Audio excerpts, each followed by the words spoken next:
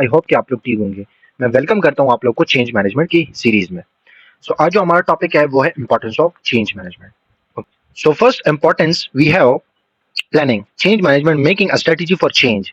यानी change management के जो प्रोफेशनल लोग होते हैं वो क्या करते हैं, वो स्ट्रेटेजी बनाते हैं चेंज के लिए। स्ट्रेटेजी क्या होती है? लॉन्ग टर्म प्लानिंग होती है। ठीक है, it includes what needs to change. इसका मतलब यह है कि क्या चेंज करने की जरूरत है। ठीक है, इसमें जो है पर्सनल चेंज आ जाता है, हायरार्की चेंज आ जाती है कि जब आप हायरार्की को चेंज करते हैं, आप पॉलिसी को चेंज करते हैं, आप पर्सनल को चेंज करते हैं, आप जो है मशीनरी को जो है एक्वायर करते हैं, न्यू मशीनरी को। ठीक है, उसमें ये आ जाते हैं।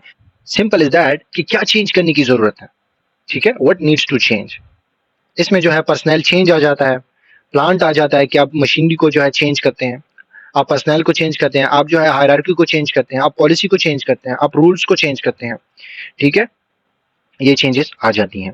ठीक है, why the change is necessary for us, कि हमारे लिए जो चेंज है, फॉर एग्जांपल पर्सनल चेंज है, या हम जो है टेक्नोलॉजी को जो है लेकर आ रहे हैं ऑर्गेनाइजेशन के अंदर, ये चेंज हमारे लिए क्यों जरूरी है। ठीक है, कि अगर हम इस चेंज को ना लेकर आए तो हम मार्केट से बाहर हो जाएंगे, कंपटीशन से बाहर हो जाएंगे। ठीक है, how the change will be implementing, कि चेंज कैसे इंप्लीमेंट होगा। ठीक है, क्योंकि ऑर्गेनाइजेशन के अंदर बहुत सारे लोग ऐसे होंगे क्योंकि वो अगेंस्ट होंगे चेंज के, कि जो भी चेंज आ रही है लोग रेजिस्ट करेंगे, पर्सनल रेजिस्ट करेंगे, वो डरेंगे क्योंकि उनके अंदर एक साइकोलॉजिकल फियर होता है कि जब ऑर्गेनाइजेशन में चेंज आती है, चेंज के बारे में सोचा भी जाता है, तो उनके अंदर एक साइकोलॉजिकल फियर होता है कि ऐसा ना हो कि मेरे साथ जो पावर है कहीं दूसरे को ना चली जाए, कहीं मेरे दोस्त को ना चली जाए।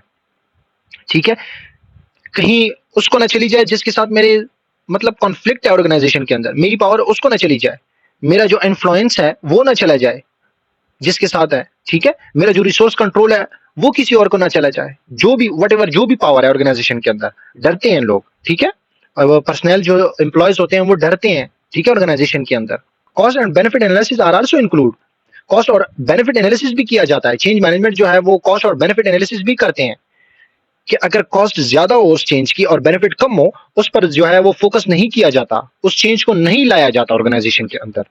बेनिफिट अगर ज्यादा हो और कॉस्ट अगर कम हो तो उस चेंज को इंक्लूड किया, मतलब उस चेंज को जो है फोकस भी किया जाता है और उस चेंज को जो है वो लाने की कोशिश भी करते हैं, उसको अडेप्ट भी किया जाता है। ठीक है, उस चेंज को। इंपॉर्टेंस है adaptability. Change management enables to adapt changes in the organization, they quickly responds to the market and competitor as well।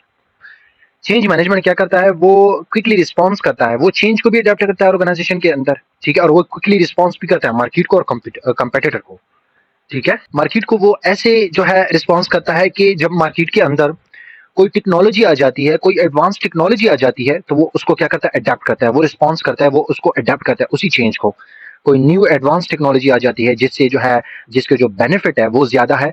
ठीक है, कॉस्ट कम है और बेनिफिट ज्यादा है, उस जो है मतलब कि उसको जो है अडेप्ट करता है उस चेंज को, जिसकी कॉस्ट जो है वो कम है और बेनिफिट ज्यादा है। ठीक है, मैं एग्जांपल देना चाहूंगा, मार्केट के अंदर कोई एडवांस टेक्नोलॉजी आई है। ठीक है, एडवांस वर्जन आया है कोई टेक्नोलॉजी का। ठीक है, उसकी जो कॉस्ट है वो कम है लेकिन बेनिफिट ज्यादा है। ठीक है, तो यहाँ पे जो चेंज मैनेजमेंट होगा तो वो उसी को अडेप्ट करेगा। ठीक है, मार्केट में जो भी टेक्नोलॉजी आएगी एडवांस, ठीक है, एडवांस वर्जन आएगा। ठीक है, तो जो चेंज मैनेजमेंट है उस पर फोकस किया जाएगा और उसको जो है अडेप्ट किया जाएगा। ठीक है, और वो कंपेटिटर को भी क्या करता है, रिस्पॉन्स करता है, वो कंपेटिटर को भी रिस्पॉन्स करता है चेंज मैनेजमेंट। वो ऐसे कि अगर आपका कंपेटिटर है वो जो है एडवांस टेक्नोलॉजी यूज कर रहा है, उसकी जो क्वालिटी है, उसकी जो क्वांटिटी है वो अच्छी बन रही है, उसकी क्वालिटी अच्छी है प्रोडक्ट की और क्वांटिटी भी वो ज्यादा बन रहा है। ठीक है, बना रहा है, प्रोड्यूस कर रहा है। ठीक है, तो यहाँ पे जो चेंज मैनेजमेंट है वो ये करेगा कि वो भी इससे भी बेहतर जो टेक्नोलॉजी होगी वो एक्वायर करेगा। ठीक है, अडेप्ट करेगा ऑर्गेनाइजेशन के अंदर। अगर नहीं करेगा तो वो मार्केट और कंपटीशन से बाहर हो जाएंगे। If they does not, then we will get out from the market and competition as well. ठीक है, अगर अडेप्ट नहीं करेगा टेक्नोलॉजी को, ठीक है, तो वो कंपटीशन और मार्केट से बाहर हो जाएंगे। ठीक है, थर्ड इंपॉर्टेंस है reduce resistance. Change management using some strategies to overcome और reduce the resistance of employees. Change management जो है वो ऐसे स्ट्रेटेजी यूज करता है, कुछ ऐसे स्ट्रेटेजी को यूज करते हैं कि जो रेजिस्टेंस है वो कम हो जाती है। ऐसी स्ट्रेटेजी को यूज करते हैं कि जो रेजिस्टेंस है वो कम हो जाती है एम्प्लॉय की। ठीक है, मैं एग्जांपल देना चाहूंगा, participation of employ in change process. ठीक है, कि जब चेंज मैनेजमेंट एम्प्लॉय को अलाउ करते हैं, ठीक है, पार्टिसिपेशन के लिए, कि वो आए, जब चेंज का प्रोसेस चल रहा है, ठीक है, प्लानिंग हो रही है चेंज के बारे में, जब वो जो है अलाउ करते हैं पार्टिसिपेशन के लिए कि भाई आप लोग आए, एम्प्लॉय को कहते हैं कि भाई आप लोग आए और हमारे साथ बैठें, चेंज प्रोसेस में आप लोग भी इन्वॉल्व हो जाएं, ठीक है। तो फिर यहाँ पे ये होगा कि जो रेजिस्टेंस है वो कम होगी, ठीक है। फिर उसके बाद है ट्रेनिंग।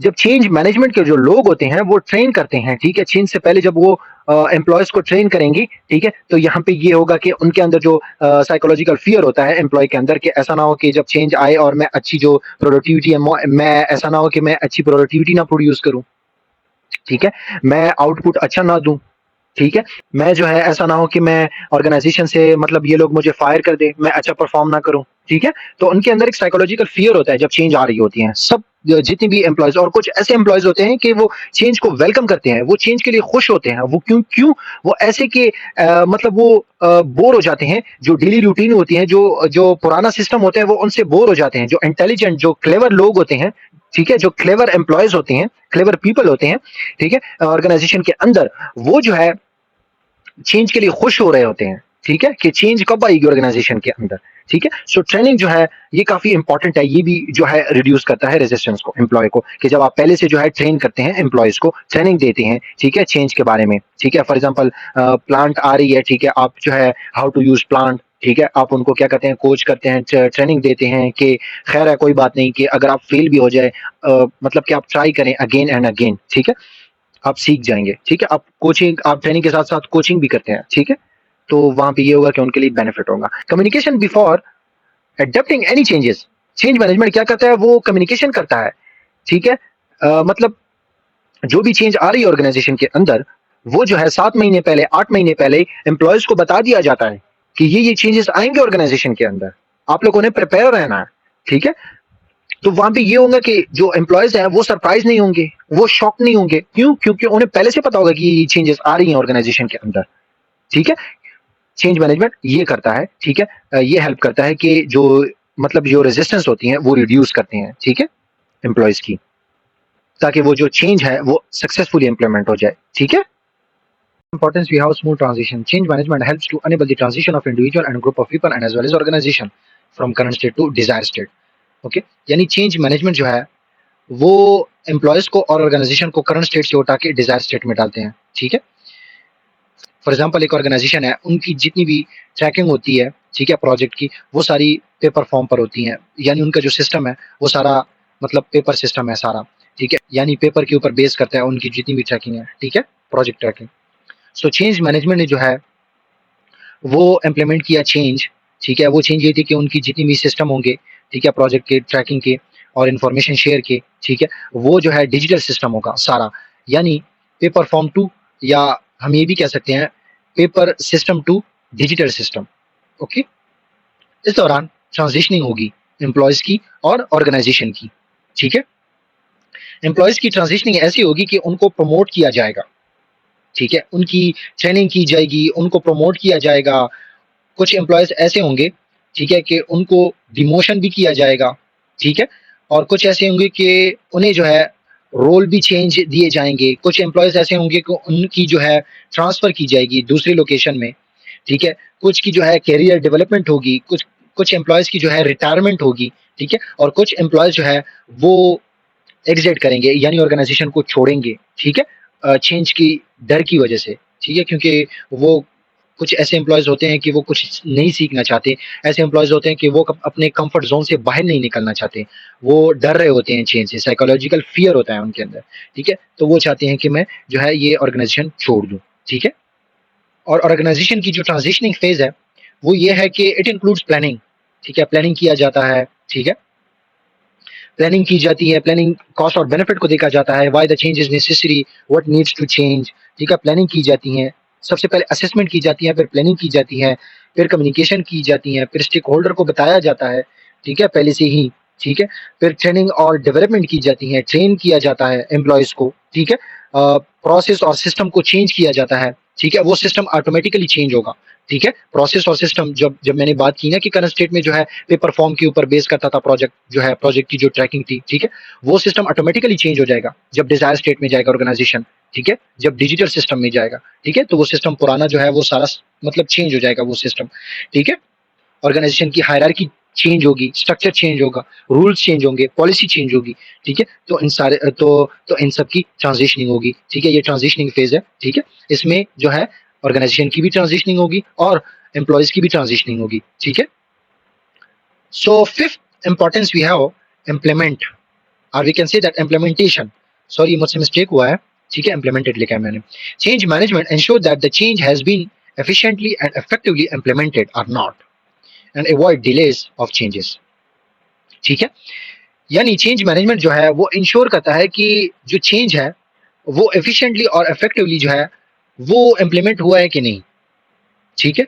वो वो वो ये फोकस करता है कि मैं जल्दी जल्दी जो है वो इम्प्लीमेंट करूं चेंज को, ठीक है, कहीं मैं देर ना कर दूं चेंज को। और जो लोग है, ठीक है, वो रेजिस्ट तो नहीं कर रहे, मैंने इम्प्लीमेंट किया है चेंज, ठीक है, उसके बाद भी लोग रेजिस्ट कर रहे हैं क्या? अगर लोग रेजिस्ट करेंगे उसके बाद भी जब चेंज इम्प्लीमेंट होता है, ठीक है, कुछ लोग तो पहले से मतलब कि रेजिस्ट करते हैं और कुछ लोग इम्प्लीमेंटेशन के बाद भी जो है वो रेजिस्ट करते हैं। तो यहाँ पे आपको लीडरशिप की जो स्ट्रैटेजीज है उनको यूज करना होगा। मैं नेक्स्ट वीडियो जो है लीडरशिप स्ट्रैटेजीज, मतलब वो उसके ऊपर मैं वीडियो बनाऊंगा, leadership strategies to overcome the resistance, ठीक है, कि लीडरशिप जो है वो ऐसी स्ट्रैटेजीज यूज करते हैं कि जो रेजिस्टेंस है वो ओवरकम हो जाती है, ठीक है। सो चेंज मैनेजमेंट जो है वो इंश्योर करता है कि एफिशिएंटली और इफेक्टिवली जो है ये इंप्लीमेंट हो चुका है कि नहीं, ठीक है। So sixth importance we have sustainable.